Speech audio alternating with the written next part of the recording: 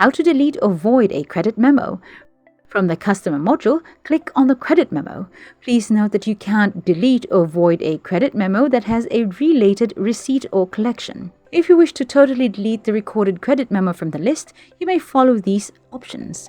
There are 2 ways to delete a credit memo. First, right-click the selected credit memo from the list, then select Delete. Another option is to open the credit memo, and on the upper right corner of a credit memo window, select Delete.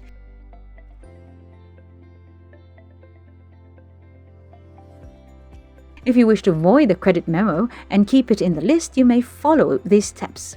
Same with Delete, there are 2 ways to void a credit memo. First, right-click the selected credit memo from the list, then select Void.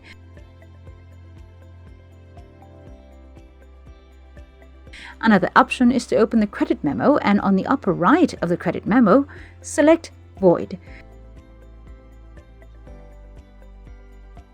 You have successfully deleted or voided your credit memo.